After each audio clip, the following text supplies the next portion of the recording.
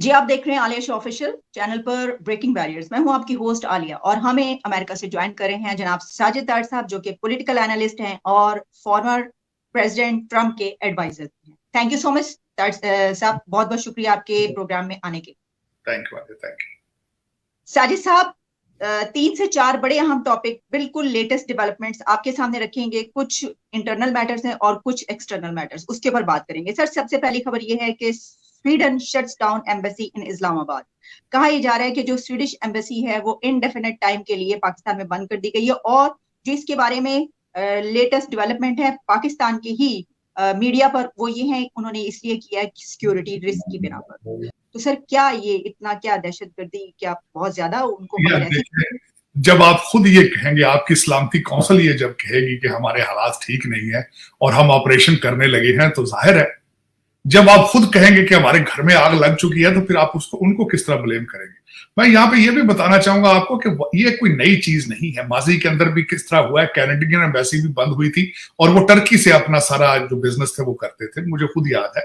और मैं यहाँ पे ये भी बताना चाहूंगा कि पाकिस्तान के अंदर जितने ज्यादातर जो वेस्टर्न डिप्लोमेट्स है, I have a relationship with them. Each time I go to Pakistan, I see them, I meet them. वहां बिलखसूस अमेरिकन एम्बेसी के अंदर भी उनके सिर्फ उनके फैमिलीज उनको अलाउ नहीं है इस वक्त। ज्यादातर जो है वो मुलाजमीन उनके एम्बेसी के अंदर रहते हैं सिक्योरिटी रिस्क की वजह से, और अगर बाहर भी रहते हैं तो वो बेचारे एक घर को लेकर उसमें अपने कमरे शेयर करते हैं, क्योंकि अभी तक you are still in the heart. आपका Pakistan is a very hard station from that point of view. तो उसको अगर देखा जाए तो ये स्वीडन की एम्बेसी का बंद करना को पहली दफा ये इस तरह नहीं हुआ। माजी के अंदर इसकी मिसालें मौजूद हैं। तो उसमें मेरे ख्याल में अब दोबारा शायद ये वेव आना हो। लेकिन एक मैं ये बात आपको यहाँ जरूर बताना चाहूंगा कि पाकिस्तान के हालात जो है वो बिल्कुल ठीक नहीं है। वेस्टर्न दुनिया आपसे डरती भी है, खौफजदा भी है, और जो एक इमेज आपका बन चुका है कि you are almost a bankrupt nation, financially, politically, morally. और आपका क्या ख्याल है जो सारे अब लाहौर के अंदर, इस्लामाबाद के अंदर जो चीजें होती हैं, उनके ऊपर एम्बेसडर उनके सैफर नहीं लिखते? क्या आप ये नहीं देखते कि उनका मीडिया कवर करता है या नहीं करता? उनको करता है, उनको चीजें बाहर निकलती हैं। आपकी इमेच्योरिटी, आपकी अदालतों की इमेच्योरिटी, उनकी पॉलिटिकल इन्वॉल्वमेंट, आपके जो असेंबली के सिचुएशन, आपका जो लेजिस्लेशन की सिचुएशन है, वहां अपोजिशन मौजूद ही नहीं है, मैंडेट ही नहीं है। वजीर आजम एक लंदन में बैठता है, एक वजीर आजम आपका इस्लामाबाद में बैठता है। खान साहब जो है वो अल-ऐलान कहते हैं कि मैं मोदी के साथ बैठ जाऊंगा, शहबाज शरीफ के साथ नहीं बैठूंगा। तो आपका क्या ख्याल है, आप वो जो वहां के डिप्लोमेट है वो इसके बारे में क्या राय डेवलप करते होंगे इस वक्त? और लेकिन इसमें आपसे ये भी एक सवाल करना चाहूंगी कि पहले जब स्वीडन एम्बेसी और फ्रांस की एम्बेसी के बंद होने की बात थी, तो उस वक्त तो टीएलपी के जलसे, आपको पता है क्या बड़े इश्यूज चल रहे थे, वो बहुत जलसे जुलूस कर रहे थे और बड़ा हंगामा किया था। लेकिन इस वक्त क्या टीटीपी की वजह से उनको कोई ऐसी खबरें मिली, इस बिना पर हुआ होगा? देखिए, आपके लॉ एंड ऑर्डर के हालात देखें। मैं एक चलें स्वीडन की बात करने से पहले आपकी तवज्जो एक साइड पे ले जाना चाहूंगा। अभी रिसेंटली आपकी चाइना की एम्बेसी ने अपना कौंसल जनरल इस्लाम में बंद किया था। एक्सक्यूज उनका भी यही था कि हमें थ्रेट्स आ रही हैं।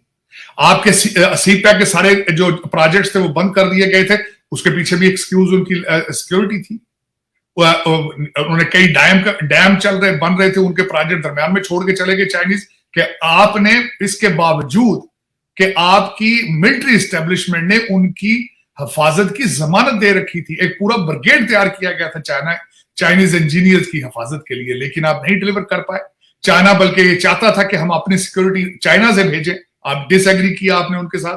तो सिक्योरिटी थ्रेट्स तो मौजूद हैं। मुझे अभी मैं थोड़ा सा रेफरेंस आपको देना चाहूंगा कि जब मैं अमेरिकन जब था डोनाल्ड ट्रंप साहब की कैंपेन में काम कर रहा था, I was officially part of it. तो मैं पाकिस्तान मैंने जाना था। तो वहां अमेरिकन एम्बेसी की उनकी रिपोर्ट ये थी, उस वक्त डोनाल्ड ट्रंप साहब वाज इन पावर। तो उन्होंने वहां से ये आया था कि आपके रेड जोन के अंदर भी आपके वाकयात होते हैं, लेकिन रिपोर्ट नहीं किए जाते। तो मेरा ये गुजारिश ये है कि आपके लॉ एंड ऑर्डर के हालात आपके ठीक नहीं है, क्योंकि उसकी वजह के रिट ऑफ गवर्नमेंट कहीं मौजूद नहीं है। जब आपकी ब्यूरोक्रेसी को पता हो कि हमें पूछने वाला ही कोई नहीं है, जो मर्जी करें। सही। तो दूसरा मैं एक बात आपसे ये कहना चाहूंगा, कच्चे के अंदर आपका ऑपरेशन मुसलसल जारी है, आप बार बार ये एक्सक्यूज पेश करते हैं कि हमारे पास सिक्योरिटी मौजूद नहीं है इलेक्शन कराने के लिए, तो आपके पास तो सिक्योरिटी मौजूद नहीं होगी डिप्लोमेटिक मिशन को भी सिक्योर करने के लिए, तो फिर उनका आप जवाब तो आप खुद देते हैं बना बना के। लेकिन ये हम लोग असल में originally we are not mature. हमारे मैच्योरिटी की मैं ये मिसाल दूंगा, हम नेशनल इंटरेस्ट के ऊपर पर्सनल इंटरेस्ट को प्रेफर करते हैं। जब आप IMF को लेटर लिखते हैं, आपके सूबे लिखना शुरू कर देते हैं, आप इलेक्शन को पोस्टपोन करने के लिए सिक्योरिटी काउंसिल जो है वो इशू कर देती है कि हम तो भाई बजाय इसके हम तो उधर जा रहे हैं, हमारा ऑपरेशन हम तो भाई वहां जाएंगे, तो आपका क्या ख्याल है वो दूसरे जो बाहर से आके बैठे वो डरेंगे नहीं? वो डरेंगे, क्योंकि हम अपने पर्सनल इंटरेस्ट पे नेशनल इंटरेस्ट जो है उसको कुर्बान कर देते हैं। ये बड़ी एक आम सी बात है पाकिस्तान के अंदर, जो कि गलत बात है, गलत बात है। आपने कभी ये सोचा नहीं है कि इमेज बिल्डिंग करनी है पाकिस्तान की नेशनल लेवल पे? आपने जो मुसलसल पिछले अफगान जिहाद के ऊपर जो आपने पैसा बनाया उस चक्कर में, और अपना सारा अपना इमेज खत्म कर दिया है। सारे दुनिया के हर कैपिटल के अंदर पाकिस्तान का नाम लिया जाए तो सबसे पहले क्या नाम आता है? दहशतगर्दी जेल में आती है। अब दूसरा मुसलसल आ रहा है कि आप खैरात पे चल रहे हैं 76 साल से, आप बैगर हैं। अब तो यहां तक आपके प्राइम मिनिस्टर ने कहना शुरू कर दिया कि अब मुल्कों के लीडरान जो है वो मेरे तो फोन ही नहीं उठाते, क्योंकि आप हमेशा मांगने जाते हैं। तो ये 2-4 चीजें आती हैं, ये आपको नेशनल लेवल पे आके इमेज बिल्डिंग करनी होगी, अपना इमेज ठीक करना होगा, लेकिन पता नहीं वो कौन करेगा, क्योंकि आप नेशनलिज्म का फुकदान है पाकिस्तान। अच्छा साजिद साहब, जरा बढ़ते हैं। सर ये क्या हुआ अचानक? हमें पता चला है कि आजाद कश्मीर के जो हैं प्राइम मिनिस्टर वो डिस्क्वालीफाई हो गए हैं। बड़ा हंगामा रहा आज सारा दिन। देखें जिस तरीके से वो लाए गए थे, और मैं खासकर जब मैंने कुछ दोस्तों को फोन करके पूछा, क्योंकि मैं उनकी स्पीचेस को वॉच नहीं कर रहा, सुन नहीं रहा था, सुना है कि हाई कोर्ट के अंदर भी उनकी स्पीचेस की वीडियो चलाई गई, फिर वो सुप्रीम कोर्ट के अंदर भी गए हैं। उन्होंने वाकई जो है वो अदालतों को, जुडिशरी को बड़े बुरे तरीके से वो कंटेम्प्ट ऑफ कोर्ट किया। उसकी वजह ये है, खान साहब ने एक ऐसा माहौल क्रिएट कर दिया है, एक disrespectful below the morality lines, कि जिस तरीके से देखें खवातीन के पीछे जब करते हैं, खवातीन एंकर के साथ क्या किया गया है। अच्छा, आपके हक में फैसला आ जाए, अतर मनीला साहब ने कर दिया हो, तो आप गीत गाना शुरू कर देते हैं। अब उनका जरा अपनी दूसरा उनका फैसला आ जाए, फिर फौरन उनके बच्चों के पीछे चले जाना। एक अजब सी एक माहौल क्रिएट कर दिया जो माजी के अंदर नहीं था। आपने ट्रोलिंग का जो माहौल शुरू किया है, टिकटॉक जो शुरू किया है, जो आप ट्विटर शुरू किया है, ये नए से नए आप जो सबसे बड़ा डैमेज एक खान साहब ने किया है। मुल्क तो खैर वैसे ही आपका तबाही के धाने पर है, लेकिन मोरालिटी के जो जनाजे निकाले हैं खान साहब ने, उसकी नजीर कहीं नहीं मिलती। और अल्टीमेटली ये उन्हीं की पार्टी के वजीर आजम थे, तो क्या एक्सपेक्ट करेंगे आप उनसे? क्या एक्सपेक्ट करेंगे? मैंने उनके पहले भी कई चीजें देखता था, इररिस्पॉन्सिबल उनका प्रेस कॉन्फ्रेंस करना, जातियात पे पीछे चला जाना, जर्नलिस्टों को तौहीन अमेजिंग उनको इल्काबात देने, गालियां निकालनी, फिर उनके फोन के ऊपर रिकॉर्डिंग्स आई हैं। तो ये सियासत नहीं है, इसको सियासत नहीं कहा जा सकता। मेरे ख्याल में आप जो कुछ भी करें, डिफरेंस ऑफ ओपिनियन आपका हक है, लेकिन बिलो द मोरालिटी लाइन जाकर किसी की पर्सनल तस्हीक करना, ये मोहतरम जो थे ये मुसलसल करते थे। और मेरे ख्याल में अब देखें, पॉलिटिकल स्टेबिलिटी तो पूरे आपके सारे मुल्क के अंदर है, इसको किस तरह आप डिफरेंस करेंगे। लेकिन एक जो बात है अलार्मिंग जो है मेरे लिए, मैं समझता हूं वो ये है कि आपने पहले जिक्र किया G20 का। G20 तो चले उन्होंने कर रहे हैं कश्मीर के अंदर। जो मुझे इस वक्त सबसे ज्यादा जो इस वक्त मेरे लिए एक अलार्मिंग चीज है, जो फ्यूचर में आपको सबको बर्दाश्त क्या है आपको देखनी पड़ेगी। कश्मीर के अंदर मकबूजा कश्मीर जिसको आपको कहते हैं, Indian Kashmir under Indian occupation जिसको आप नाम देते हैं, वहां पे development, original Indian government is committed, Indian government और current Indian regime is committed to uplift Kashmir, the भारतीय कश्मीर। और उसका सबसे बड़ा नुकसान आपको यह होगा, जब आपके कश्मीरी वहां देखेंगे दूध की नहरें, तो फिर आप क्या करेंगे? मैं ये टॉपिक आपको बताना चाह रहा था कि वहां पे मैं देख रहा हूं जिस तरीके से उन्होंने अगले दिनों के अंदर एक ब्रिज बनाया है रेलवे का, और उसके बाद यूएई को लेकर आए हैं वहां प्रोजेक्ट करने के लिए। एक बहुत बड़ी मॉल बनाई जा रही है, उसके बाद हॉस्पिटल बनाए जा रहे हैं, नई यूनिवर्सिटियां मेडिकल स्कूल बनाए जा रहे हैं, और जितना पैसा वो इंफ्रास्ट्रक्चर पे लगा रहे हैं, आप अपने कश्मीरियों को किस तरह मुंह दिखाएंगे? क्या करेंगे आप? किस तरह? हमारे पास तो है ही नहीं सर, पैसा नहीं है तो नहीं, पैसा तो आपके देखे ना, ये भारत का प्रॉब्लम तो नहीं ना। ये प्रॉब्लम भारत का नहीं है कि आप लूट के लंदन ले जाएं, आप लूट के दुबई ले जाएं, ये आपका प्रॉब्लम है, ये उनका प्रॉब्लम तो नहीं है।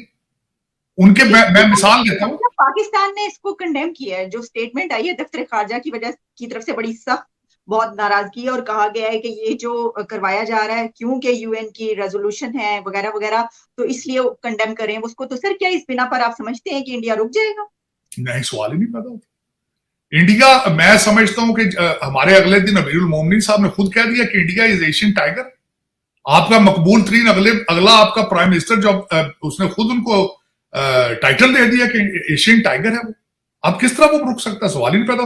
नेटो कह रहा है हम मेंबरशिप देना चाहते हैं इंडिया को, वो आप कहते हैं कि वो रुक जाएगा। वो तो लार्जर देन एशिया हो चुके हैं इस वक्त। मैं सबसे बड़ी आपको बात बताना चाहूंगा, बल्कि जो आज की, अभी मैं आपके सेगमेंट से पहले, मुझे शौक है ये कि देखूं अमेरिका क्या कर रहा है, दूसरी दुनिया क्या कर रही है। मुझे तो शौक इन चीजों। इस वक्त क्या हो रहा है, फिलीपीन के अंदर वो मिलिट्री एक्सरसाइज कर रहा है अमेरिका, सबसे बड़ी, ताइवान के हवाले से। और उसके बाद मैं आपको ये भी बल्कि बताना चाहूंगा कि जो सबसे वरीसम चीज है इस वक्त पाकिस्तान के लिए, 2 पॉइंट मैं बताना चाहूंगा। सबसे पहले यह है कि इस वक्त सैटेलाइट से सेकंड बाय सेकंड खबर चाइना की वॉच करके अमेरिकन जो है वो इन्फॉर्म कर रहे हैं, इंटेल शेयरिंग कर रहे हैं भारत के साथ। और उसके बाद जो इस वक्त ईरान और सऊदी अरेबिया का जो ये एग्रीमेंट हुआ है चाइना के अंदर, आपके लिए नुकसानदेह ये हुआ है कि आपकी इंपॉर्टेंस खत्म हो गई, आपकी वैल्यू खत्म हो गई। पहले सऊदी अरेबिया, अब 2 लोग जो हैं वो 2 कंट्रीज आपको बिल्कुल दूसरी नजर से देखेंगे। सऊदी अरेबिया पहले आपकी वैल्यू करता था, आपका बॉर्डर ईरान के साथ था, आपको जब पैसों की जरूरत होती थी देते थे आप। अब उनके रिलेशनशिप उनके साथ ठीक हो जाएंगे, आपको वो आपकी इंपॉर्टेंस खत्म हो जाएगी।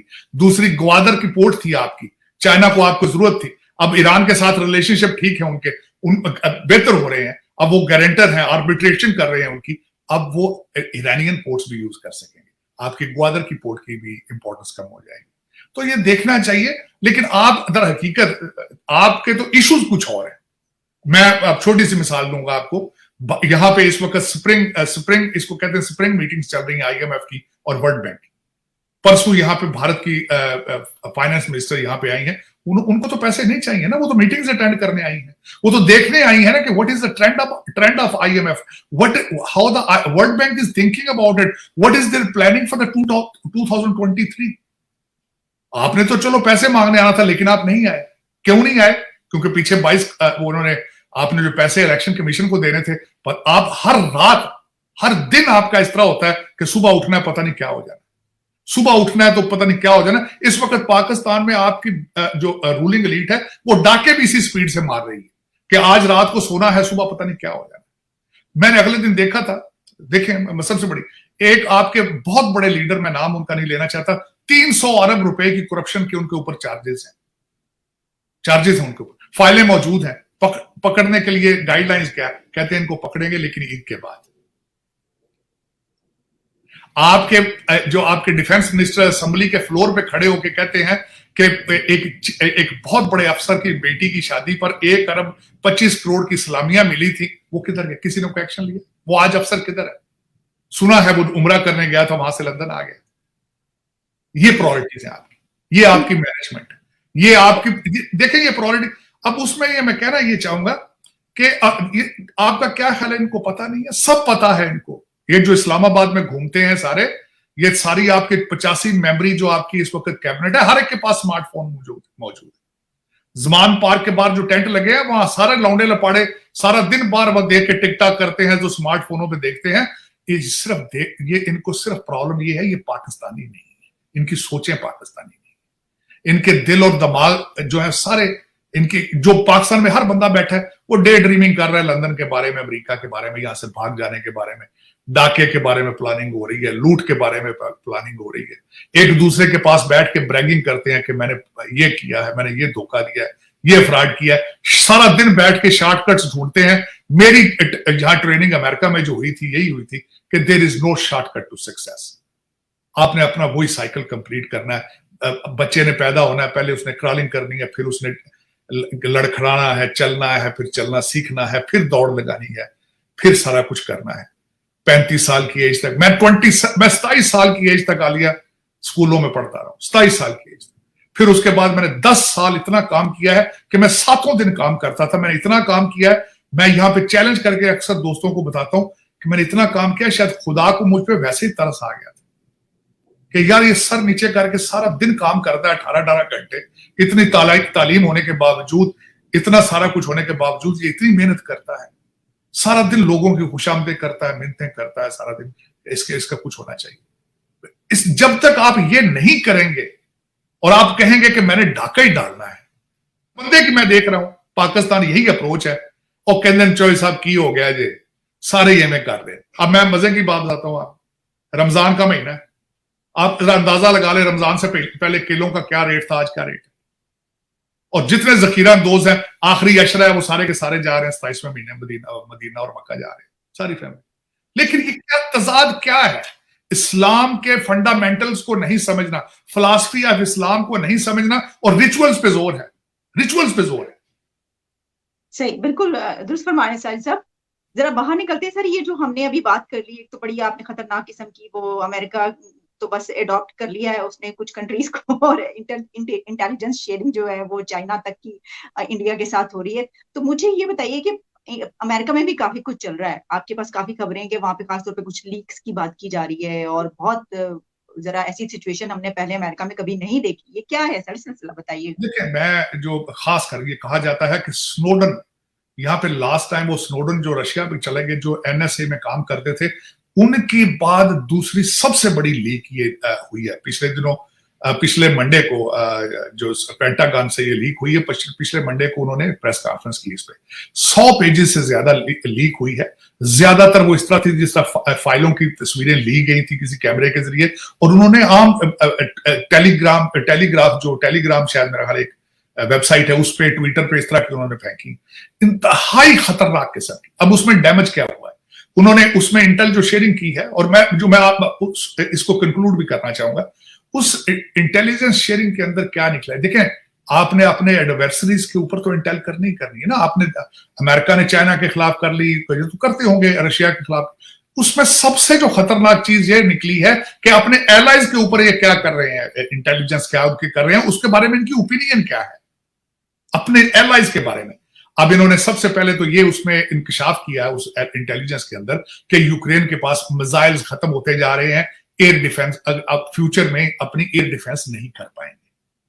तो ये रशिया के लिए एक बड़ा ये, और दूसरा उसमें इनकी हिपोक्रेसी ये है कि दुनिया में जब बैठते हैं प्रेस कॉन्फ्रेंस में तो कहते हैं Ukraine is winning, we are supporting Ukraine, Russia is losing, लेकिन अंदर इनकी अपनी सोच ये है कि Ukraine will be shortly he will be losing the war। तो वो एक बड़ा दुनिया के सामने डबल इनका चेहरा नजर आया। दूसरा सबसे बड़ी उसमें इंटेल के अंदर ये है कि इजराइल के अंदर इस वक्त जो जुडिशियल रिफॉर्म है उनके खिलाफ वहां पे जुलूस निकाले जा रहे हैं, और उसके अंदर निकाले जा रहे हैं। इस रिपोर्ट में इन्होंने कहा है कि मुसाद जो कि इजराइल की इंटेलिजेंस एजेंसी है, इन्होंने उस रिपोर्ट के अंदर था कि Mossad is supporting that those जुलूस जो है उनको ये फंड कर रहे हैं, उनको उकसा रहे हैं अगेंस्ट बीबी नेतन्याहू।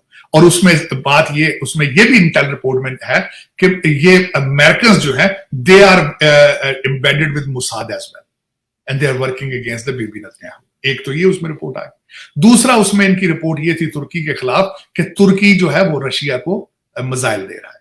दूसरी इनकी इजिप्ट की इंटेल थी, वहां से ये कि जो इजिप्ट है वो भी रशिया को अपने मिसाइल भेज रहा है, जो उनके पास वो असला को कारोबार। और उसके बाद इन्होंने कनाडा के बारे में इंटेल थी, साउथ कोरिया के बारे में इंटेल है। तो ये सारा जो चीज निकली है, उसका जो कंक्लूजन मैं सम अप करता हूं वो ये है कि अगर ये इनके एलाइज देख रहे हैं, एलाइज तो वैसे ही ऐसे भाग रहे हैं जैसे मक्खियां भाग रही हैं, मैं वो भी बताता हूं आपको 1 मिनट में। लेकिन America is going into the deep isolation. और जो दुख वाली बात है कि वॉशिंगटन डीसी के माथे के ऊपर कोई बल है ही नहीं। दुनिया डी डॉलराइजेशन से भाग रही है, डॉलर को ऐसे फेंक रहे हैं, अमेरिका की बैंड वैगन से लोग छलांगे मार रहे हैं, कोई काउंटर प्लान नहीं। वॉशिंगटन डीसी लगता है जिस तरह वॉशिंगटन डीसी के अंदर कोई गवर्नमेंट मौजूद ही नहीं है, कोई काउंटर प्लान, कोई इसकी रिजेक्शन, कोई इसके ऊपर मुजम्मत, कुछ भी नहीं किया जा रहा। जापान रशिया से तेल लेना शुरू हो चुका है। मैक्रा और यूक्रेन और आपकी यूरोपियन यूनियन की सदर का दौरा था चाइना का, इनको कोई परेशानी नहीं है। इस वक्त सबसे बड़ी बात यह है, पहली दफा हिस्ट्री में सऊदी अरेबिया की पोर्ट जद्दा के ऊपर रशियन वार प्लेन खड़ा है वहां, पहली दफा डाक डबा, लेकिन इनकी सेहत पे कोई असर नहीं है। उसके बाद बशर असाद, जिसके बारे में ये सीरिया का जो हेड है, उसके बारे में ये मुसलसल ये इनका ये कहते थे हमने उसको टॉपल करना है, वो सऊदी अरेबिया चला गया है, उसको अरब लीग की इनविटेशन आ चुकी है, लेकिन इनके को माथे में बाली। इनका एजेंडा क्या है मैं वो भी बता देता हूं कि अपने रिपब्लिकन अमेरिका के अंदर जो रिपब्लिकन है उनको किस तरह केजीबी स्टाइल पकड़ना है। यहां पे हमारे लिए लफ्ज इस्तेमाल किया जाता है होम ग्रोन टेररिस्ट। इन्होंने देखें डोनाल्ड ट्रंप के पीछे गए हैं। डोनाल्ड ट्रंप ने जब इनके एक जज के खिलाफ बयान दिया है तो फौरन थॉमस क्लेरेंस जो एक बहुत कंजर्वेटिव सुप्रीम कोर्ट के जज हैं आजकल उसके पीछे पड़े हैं कि कहते हैं इसको इम्पीच किया जाए। तो दर हकीकत जब आप, मैं एक अर्ज करना चाहूंगा, जो मेरी पिछली स्टडी है पॉलिटिकल साइंस की और हिस्ट्री की, जब भी सुपर पावर्स डिक्लाइन में जाती हैं तो एक्सटर्नल थ्रेट्स नहीं होती, इंटरनल थ्रेट्स होती। तो this is what is going on. America is going through the अंदरूनी इंतशार within itself. Americans, they are losing faith on democracy. Americans, they are losing faith on the institution of election. So these are the issues right now they are facing. और दूसरा मैं ये जिस तरह बता रहा हूं, डोनाल्ड ट्रंप साहब ने तो स्पीच में प्रेडिक्ट कर दिया था आज से हफ्ता 10 दिन पहले भी कि अगर वो प्रेसिडेंट होते तो रशिया और चाइना को इकट्ठे ना होने देते। इस वक्त 2 super powers versus 1 super power which has no clue what is going on. Thank you so much Sajidar साहब फॉर योर प्रेशियस टाइम। आपने बहुत से टॉपिक्स हमने आज डिस्कस किए जिसमें पाकिस्तान के अंदरूनी और बैरूनी जो भी इस वक्त चल रहा है और जो एक्सटर्नल भी मैटर्स हैं इस वक्त, उन सबका ताल्लुक भी जो है वो किसी ना किसी तरीके से हमसे आके कहीं ना कहीं जुड़ता है। तो बहुत बहुत शुक्रिया आपके वक्त का। दोबारा भी आपसे बात। Thank you.